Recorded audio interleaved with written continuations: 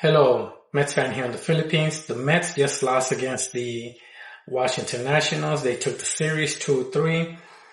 The last out was Ronnie Mauricio. I cannot blame Ronnie Mauricio. 0 for 4, 1 strikeout, 2 left on base, including the last one with Francisco Alvarez that hit the ball as a pinch hitter. He wasn't that good as a pinch hitter beforehand. I believe this is his second pinch hit. Freddie Peralta was a little bit shaky at the beginning, committed an error. The only error that the Mets got, and the score at the end was 5-4 for the Nationals, 7 hits each team. Vientos did help us at one point take the lead. C.J. Abrams he always beats us.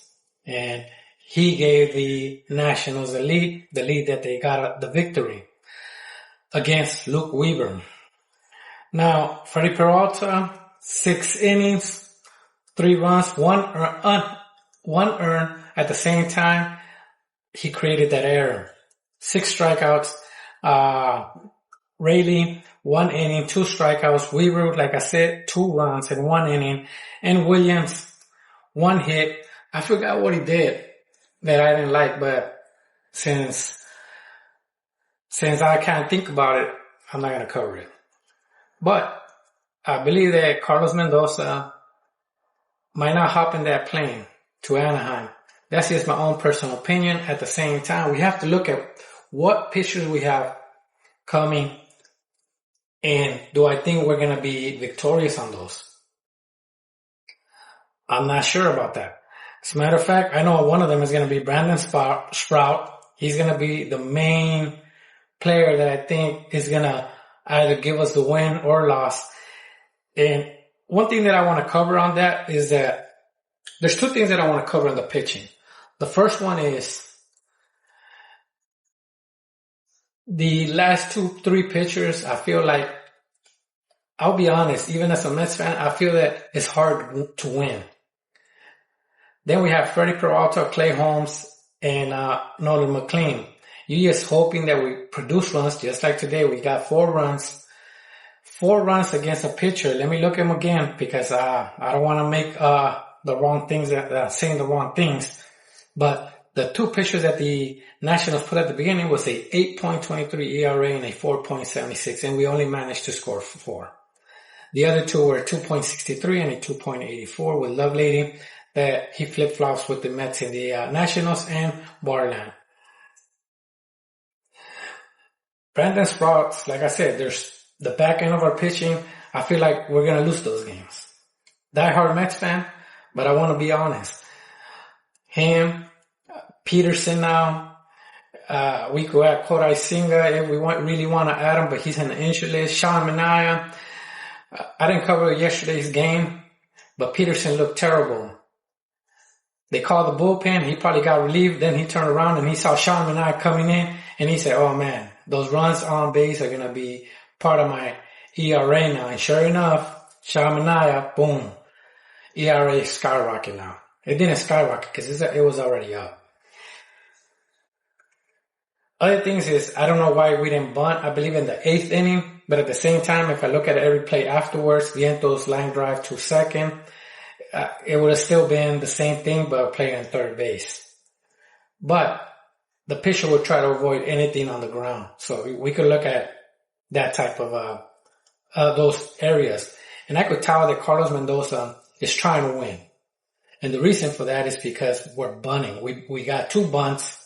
One of them was successful. I'm not sure if the second one was successful, but we're moving players around the bases, which I feel like he's trying to win. And I don't know if you guys watched, I believe his name is Kay and Paley or something like that. It's a skit comedy. And they're talking about the type of a person is, and they're putting the camera each time, focus on him. I cannot really say what the skit is, but I felt that at the beginning of the game, that's what Carlos Mendoza, each time they talk, they put the camera on him. Each time they talk, they put the camera on him. It's like they're putting the camera on the person that might get fired. We have to remember, the Phillies fired, the Red Sox fired, Now, some people say we should go get Shohei Cora. Others say we should get Thompson since he has a winning record. I'm not sure who we should get, to be honest.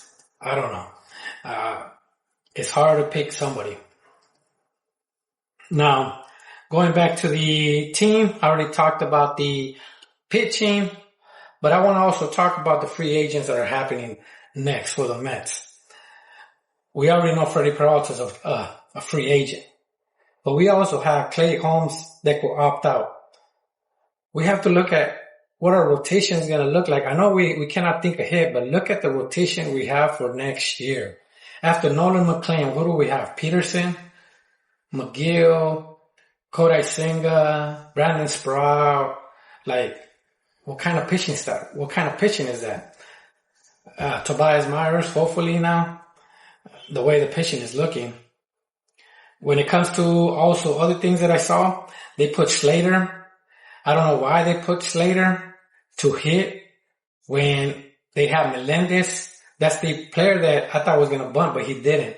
We should have kept Melendez. Melendez went 2 for 2, 3 RBIs, is batting .345, tied for him and Soto with .345 average. Soto, to get Lindor mad, just give Soto the captain. Just give it to him.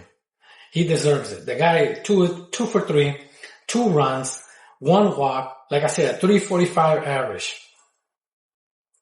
Carson Bench, they were talking about him, how he shifted his batting style. He likes to put his left feet, he's lefty. So his right feet out towards the right field line, but now he's shifted it straight to the pitcher, and they were saying it's a faster contact for a fastball. And he has improved his batting average. His hitting has improved. Today, 1 for 4, he did strike out 2 times. Other players, highlight, Vientos. He was clutch. I'm not gonna lie. I thought he wasn't. Another reason that I don't think that the reason they didn't bunt is because I feel Mendoza didn't trust him and Taylor. At the same time, he put Taylor over Bating for defense, which I don't know why. I mean, I'm gonna put it like this. It makes sense if you're gonna put him for defense, but why put him to bat instead of having Baty to bat? But at the same time, Taylor has a better average. But for me, I like Baty more during the clutch situation. But besides that, that's all I got. I'm just trying to make it quick.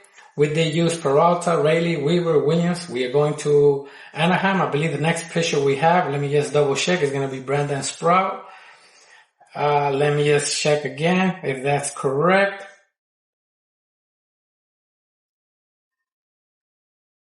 Oh, let me hear what he said again. I'm going to cover key thing that he said. This is the after show. They're saying this is the 10th blown game that the Mets have done this year. 10.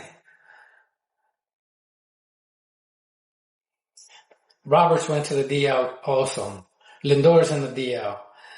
I don't know. And before anybody says we should have kept the old players and all that, Nemo's in the DL, Edwin Diaz is in the DL.